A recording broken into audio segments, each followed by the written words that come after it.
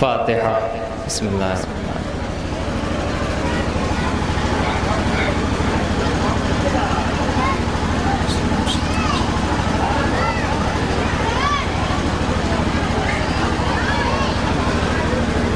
لا حول ولا قوة الا باللہ العلی العظیم۔ اعوذ باللہ السمیع العلیم من الشیطان اللعین الرجیم۔ بسم اللہ الرحمن الرحیم۔ الحمد لأہل والصلاة على أهلها اما بعد فقد قال رسول اللہ صلی اللہ علیہ وآلہ وسلم انا لقتل الحسین حرارة فی قلوب المؤمنین لا تبردوا ابدا۔ صلوات پڑھیں بر محمد و آل محمد۔ معزز سامعین کرام، زیادہ زیر کی زحمت نہیں ہے، بس 15 سے 20 منٹ اس حقیر کو برداشت کر لیجئے۔ ماشاءاللہ سے مسلسل آپ امام حسین علیہ السلام کے عزاداری کے ایک حصے کو نبھا رہے ہیں، جسے جلوس غم کہا جاتا ہے۔ بیمار کربلا کا ماتم ہے، تھوڑی دیر کے فضائل کی گفتگو ہے اور مختصر سا مسائل، پھر جو ہے وہ کاروان آگے بڑھے گا۔ دیکھیے ابھی یہ انجمن جو لور پور کی انجمن ہے، آخر میں ایک جو بہت ہی مشہور و معروف آواز ہے، ایک عراقی نے اسے پڑھا، ہمارے محترم نے اسے پڑھا۔ جب وہ پہلی مرتبہ پڑھا گیا تو اس کے بعد پوری دنیا میں یہ شور ہو رہا تھا، آخر اس نام حسین میں کیا رکھا ہے، آخر اس میں کیا رکھا ہے۔ دیکھیے صرف حسین وہ جو پڑھ رہا تھا اور محترم نے بھی پڑھا تو ایک عجیب سی کیفیت دل پہ طاری ہو رہی تھی۔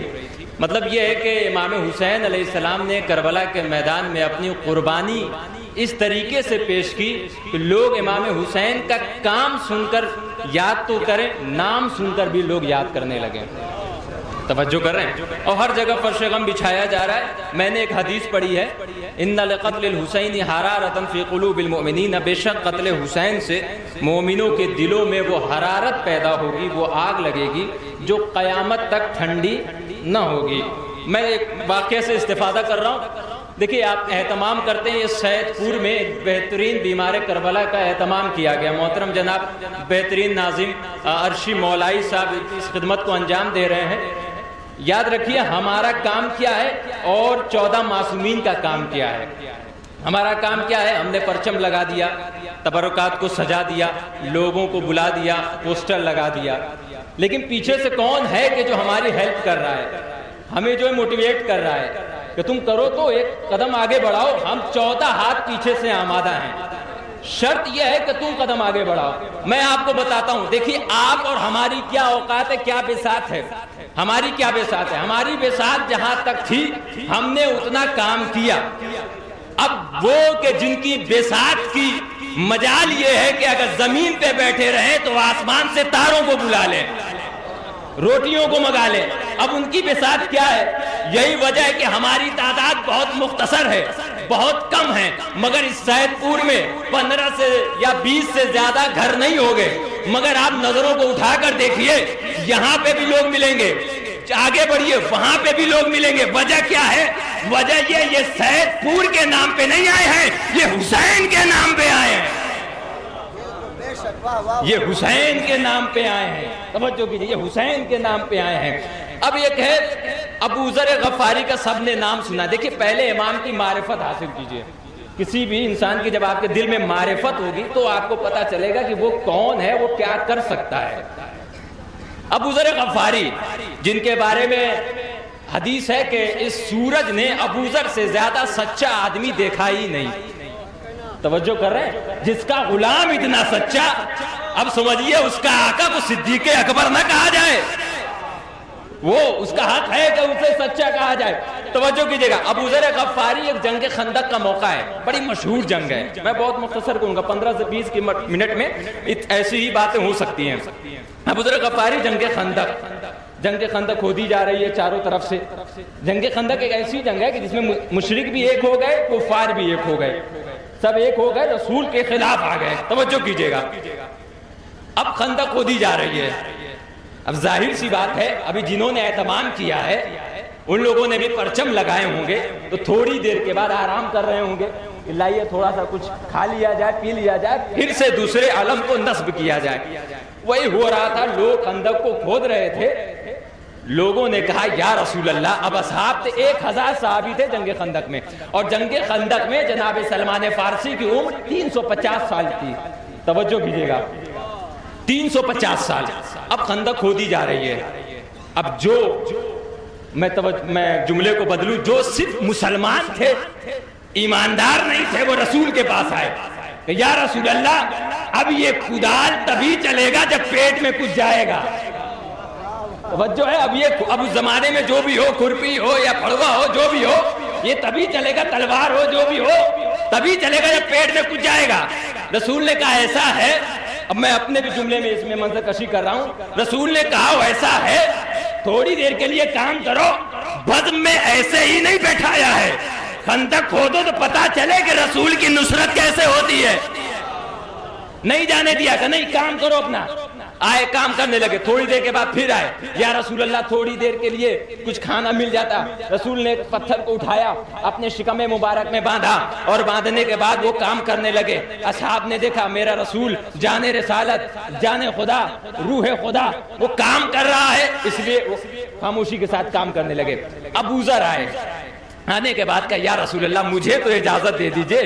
توجہ ہے، یعنی ابو ذر وہ صحابی ہیں کہ جنہیں اگر صحابی کہا جائے تو صحابیت کا سر فخر سے اونچا ہو جائے گا، اور ایسے اصحاب بھی تھے جنہیں صحابی کہا جائے تو صحابیت کا سر نگوں ہو جائے گا، خم ہو جائے گا۔ آنے کے بعد کہتے ہیں ابو ذر یا رسول اللہ اجازت دیجئے، میں آپ کے لیے پڑھ رہا ہوں۔ جنہوں نے اہتمام کیا، جو انجمنیں اتنی دور سے یہاں پہ آئی، لورپور بہت دور ہے، کوپا گنج بہت دور ہے، بہت اس مشقت والی موسم میں آنا کمال کی بات ہے۔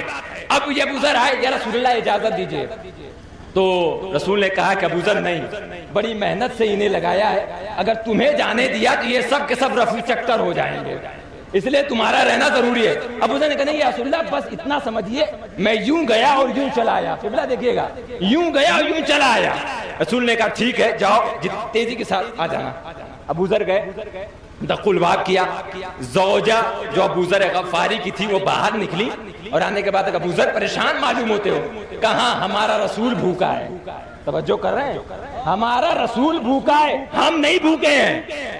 توجہ کیجئے، ہمارا رسول بھوکا ہے، ہم نہیں بھوکے، ہمارا رسول بھوکا ہے۔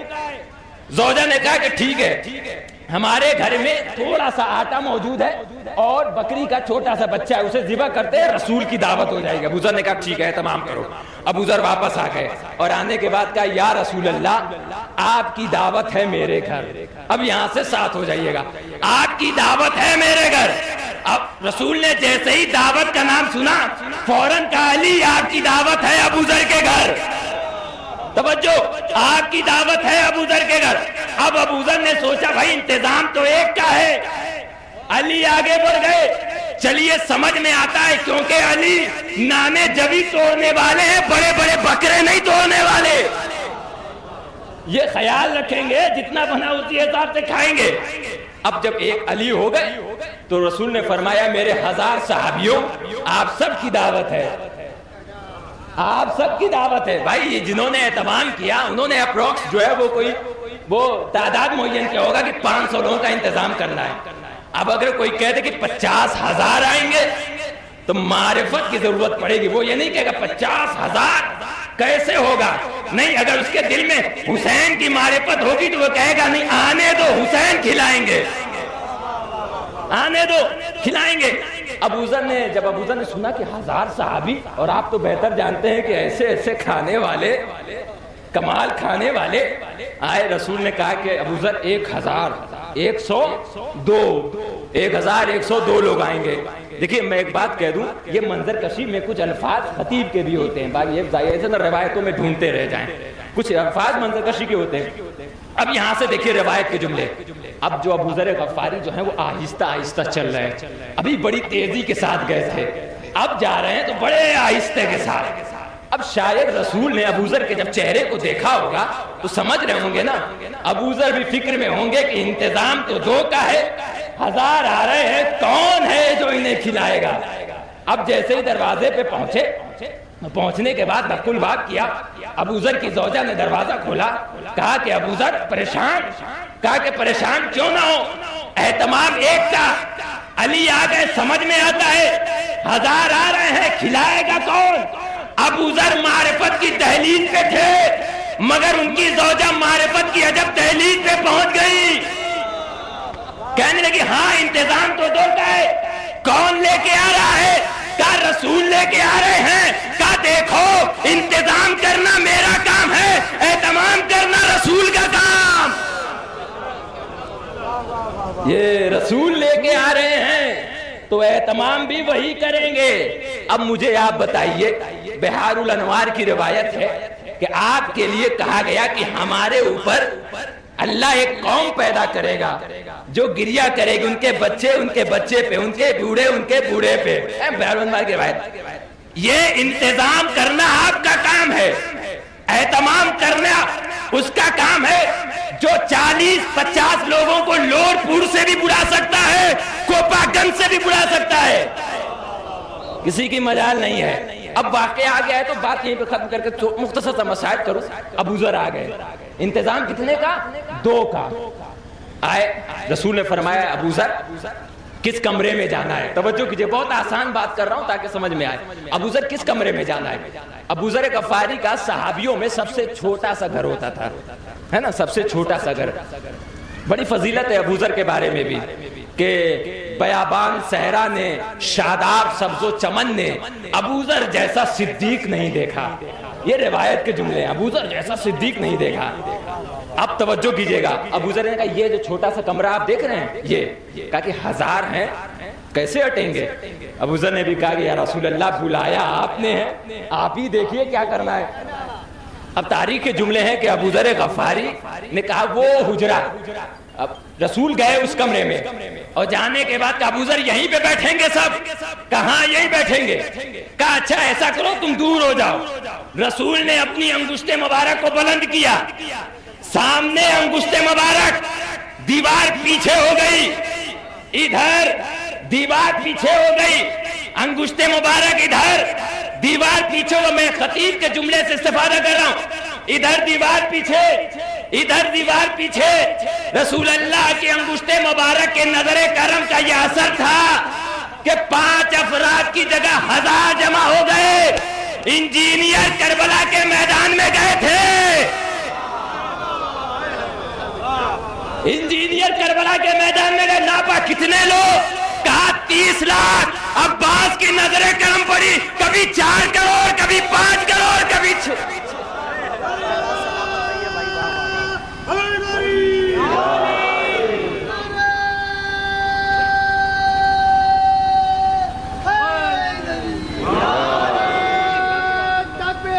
اللہ اکبر، یا رسول اللہ، یا علی، اللہ۔ بس میں نے گفتگو ختم کیا، مومنوں کے دلوں میں حرارت پیدا ہوگی، آگ لگے گی۔ انتظام حسین کے لیے مسلمان نہیں کر سکتا ہے بلکہ مومن کر سکتا ہے۔ قرآن کی ایک آیت ہے لَتَجِدَنَّ أَشَدَّ النَّاسِ عَدَاوَةً لِلَّذِينَ آمَنُوا، اور مومنوں کا سب سے بڑا دشمن کون ہوگا؟ توجہ، مومنوں کا سب سے بڑا دشمن کون ہوگا؟ عیسائی نہیں، مسلمان نہیں، ہندو نہیں، کافر نہیں، بلکہ یہودی۔ آیت ہے، رسول نے کہا مومنوں کے دلوں میں آگ لگے گی، مسلمانوں کے دلوں میں نہیں۔ اور کمال ہے یہ آگ لگتی مومن کے دل میں ہے، دھواں منافق کے دل سے نکلتا ہے۔ عجب یہ آگ ہے صاحب، عجب آگ ہے۔ تو کہا کہ مومنوں کے دلوں میں آگ لگے گی، توجہ کیجئے، مومنوں کے دلوں میں۔ اب میں آپ سے پوچھوں، اس پوری کائنات میں آج کے 1400 سال کے بعد یہودیوں کا سب سے بڑا دشمن کون ہے؟ یہودیوں کا رسول اللہ کیا فرماتا ہے؟ لَتَجِدَنَّ أَشَدَّ النَّاسِ عَدَاوَةً، اے میرے رسول ان یہودیوں کے دل میں سب سے زیادہ دشمنی ان کے لیے ہوگی کہ جو ایمان لانے والے ہیں، مسلمان نہیں۔ اب میں آپ سے پوچھوں، ایمان کا ویلوم کیا ہوتا ہے؟ اپوزٹ کیا ہوتا ہے؟ منافق اب اگر آپ کو فیصلہ یہ کرنا ہو کہ 1400 سال کے بعد مومن کون ہے منافق کون ہے تو دیکھو کس نے ٹرمپ کے سامنے بیٹیاں پیش کر دی, کس نے اپنے بیٹوں کو قربان کر دیا. ایک صلوات پڑھیں بر محمد و آل محمد. بس مجلس کو ختم کیا. میرے عزیزوں مومن ہیں آپ انتظام کیجئے. بہت لوگ ہیں پردہ غیبت میں بیٹھا ہوا ہے آپ کے انتظامات کو سراہانے کے لیے, اپریشیٹ کرنے کے لیے, لیکن آپ کم از کم ایک قدم تو آگے بڑھائیں. بہت سے ابھی بھی ایسے موضع و قصبہ ہیں کہ جو یہ کہہ کے جلوس کا اہتمام نہیں کرتے ہیں کہ کتنے لوگ ہیں, 10-12 لوگ ہیں, کہاں سے لوگ آئیں گے. بھائی اگر یہ سید پور والے سوچ لیتے تو کبھی انتظام نہ کر پاتے. ان کے ذہن میں ان کے دل میں حسینی فکر ہے. انتظام کرو, مجمع بلانا حسین کا کام ہے, لنگر لگوانا حسین کا کام ہے. آج سید سجاد کا ماتم کرنے کے لیے آپ لوگ اکٹھا ہوئے ہیں. کون ہے سید سجاد؟ عجیب فقرہ ہے کہ سید سجاد بولتے ہیں بکا, عربی کا ایک لفظ ہے بکا, یعنی بکا سب سے زیادہ رونے والا. 4 لوگ ہیں تاریخ میں بتایا گیا ہے کہ جو سب سے زیادہ روئے. ایک جناب نوح علیہ السلام کے بارے میں ملتا ہے, ایک جناب یعقوب, اور تیسری شخصیت معلوم ہے جو سب سے زیادہ گریہ کرنے والی ہے, وہ ہے شہزادی جناب فاطمہ زہرا سلام اللہ علیہا. تاریخ نے یہ کہا کہ شہزادی کو رونے ہی نہیں دیا جاتا تھا, اور سجاد چوتھے کہ جو سب سے زیادہ گریہ کرنے والے ہیں. عزاداروں تاریخ میں یہ کہ جناب فاطمہ زہرا سلام اللہ علیہا کے بارے میں ملتا ہے کہ جب رونے نہیں دیا جاتا تھا تو کہا جاتا تھا کہ دن میں روئیں یا رات میں روئیں, کوئی ایک وقت رویا کریں. سید سجاد کے ساتھ پتہ کیا ہوتا تھا؟ رو گے تو کوڑے مارے جائیں گے, تازیانے مارے جائیں گے. عزاداروں میں شروع میں آخری وقت ہے امام سجاد علیہ السلام کا وصیت کی ہے آپ لوگوں سے, ہمارے امام سجاد علیہ السلام کے شیعوں سے. کہا ہے اے باقر میرے شیعوں کو ایک پیغام دے دینا اور کہنا یہ وصیت تمہارے لیے ہے. کہا بتائیے؟ کہا میرے شیعوں سے کہنا کہ 4 لوگوں سے کبھی دوستی نہ کریں. یعنی آخری وقت میں بھی مولا سجاد آپ کو ایسا شیعہ چاہتے ہیں کہ جیسا سجاد چاہتے ہیں. کہتے ہیں کہ 4 لوگوں سے دوستی نہ کرنا, فاسق لوگوں سے کبھی دوستی نہ کرنا, بڑے سے بڑا وہ منتری ہو جائے اس سے دوستی نہ کرنا اگر وہ فاسق ہے. دوسرا, جھوٹے سے کبھی دوستی نہ کرنا جو سب سے زیادہ جھوٹ بولتا ہو. اب جانتے ہیں آپ جھوٹ بولنے والے کیسے لوگ ہیں. تیسرا, بخیل سے کبھی دوستی نہ کرنا, کنجوس سے کبھی دوستی نہ کرنا. اب چوتھے کے لیے میں آپ کو تھوڑی دیر کے لیے روک رہا ہوں.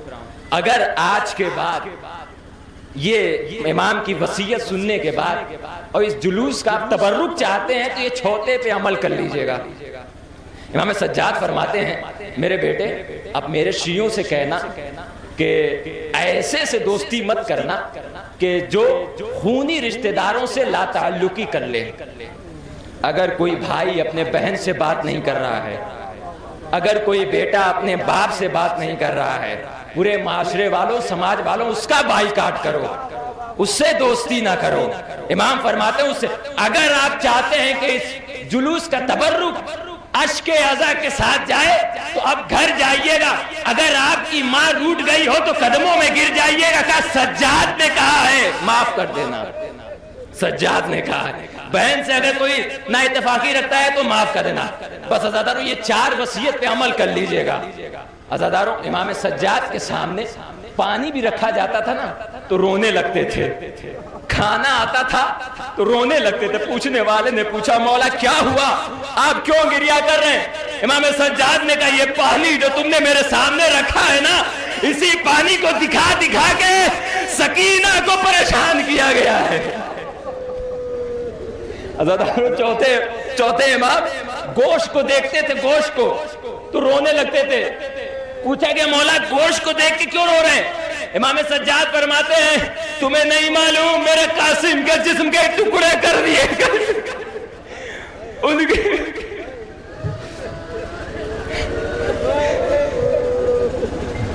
اس کے گوشت کے ٹکڑے حسین کو پہاڑ پہ جانا پڑا. میرے قاسم تمہیں وقت کا حسین آواز دے رہا ہے. گوشت کے ٹکڑے ہوا میں بلند ہو گئے. میں ایک روایت پڑھتا ہوں, مصائب کو ختم کر رہا ہوں. عزادارو, ایک شہاب الدین کر کے ایک پرانے صحابی گزرے ہیں جنہیں آپ شہاب کے نام سے یاد کر سکتے ہیں. وہ یہ کہتے ہیں کہ میں ایک جگہ مسافر خانے میں ٹھہرا ہوا تھا, بس 2 سے 3 منٹ مسافر خانے میں ٹھہرا ہوا تھا. میں نے دیکھا کہ بغل میں ایک گھر ہے کہ جس میں ناچ گانے کی آواز آ رہی ہے. حسین کبھی اور حسین کے چاہنے والے کبھی ناچ گانے کو پسند نہیں کرتے. اب اللہ جانے 2 مہینہ 8 دن کے بعد اسٹیٹس پہ کیا نظر آئے گا. اگر یوم سجاد کا تبرک دوسرا لینا ہے تو اپنے اسٹیٹس کو بھی سجادی کر لینا, حسینی کر لینا. عزادارو, ملتا ہے کہ مہاراج سجاد اسلام کے صحابی نے سنا بغل میں آواز آ رہی ہے. اس کے پاس آئے, یہ کیا کر رہے ہو؟ کہا تمہیں نہیں معلوم؟ کہا کیا ہوا؟ کہا ایک باغی ہے جس نے خروج کیا تھا, اسے مار دیا گیا, ہم خوشی منا رہے ہیں. وہ صاحب یہ کہتے ہیں کہ اچھا. میں نکلا باہر تو دیکھا کہ ایک قافلہ آ رہا ہے. توجہ کیجئے گا, ایک قافلہ آ رہا ہے. اس نے کہا کہ میں نے دیکھا کہ نیزے پہ کچھ سر ہیں. کہا کہ سر میں وہ جلالت تھی, جیسے محسوس ہو رہا تھا کہ ہاں اولیاء اولیاؤنا, یہ سب کے سب اولیاء ہیں, ولی ہیں.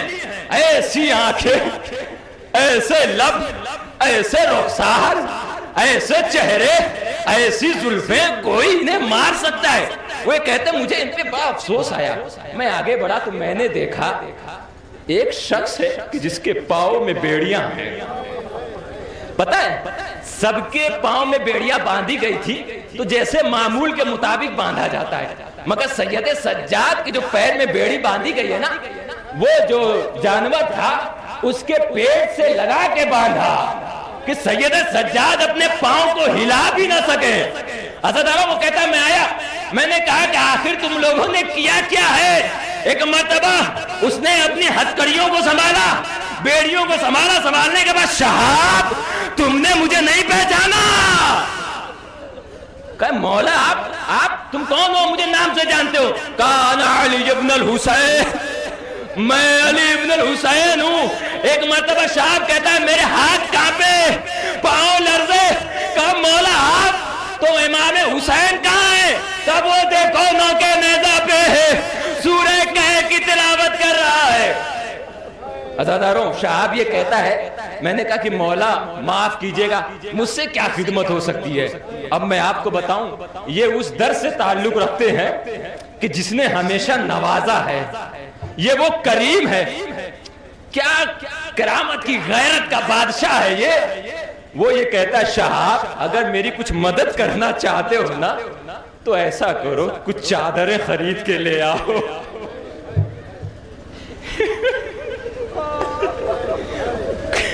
کچھ چادریں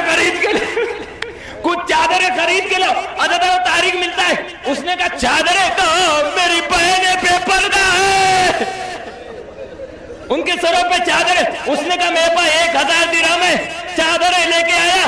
تاریخ کے جملے جیسے ہی چادریں چاہتا ہے کہ بیویوں میں تقسیم کرے, ارے نیزہ بردار آتے ہیں, نہانے کے بعد چادروں کو چھین لیتے ہیں. اب میں آخری جملہ پڑھ رہا ہوں. ایک مرتبہ شہاب نے کہا مولا چادریں نہیں دینے دے رہے. کہا ایسا کرو تمہارے پاس کچھ اور دینار ہیں؟ کہاں 1000 دینار اور ہیں. امام نے کہا یہ جو نیزہ اٹھانے والے ہیں نا, یہ پیسے کے پجاری ہیں, انہیں پیسے دے دو اور ان سے بس ایک بات کہہ دو, سروں کو آگے لے جائے تاکہ لوگ سروں کو دیکھنے میں مشغول ہو جائے, میری زینب کا کھلا ہوا سر نہ دیکھے. عزادارو, یہی وجہ ہے سجاد کو اپنی ہتھکڑیوں کا غم نہیں تھا, بیڑیوں کا غم نہیں تھا, اکبر کا اتنا غم نہیں تھا. یہی وجہ ہے منہال نے پوچھا مولا آپ اتنا روتے کیوں ہیں؟ ارے سجاد نے کہا منہال میرے رونے کی وجہ یہ ہے, ارے میری زینب کو برہنہ بازار میں پھرایا گیا, کلثوم کے سروں سے چادریں چھینی گئی. رضا بقضائه وتسلیما لعمره سيعلم الذين ظلموا أي منقلب ينقلبون. ماتم حسین.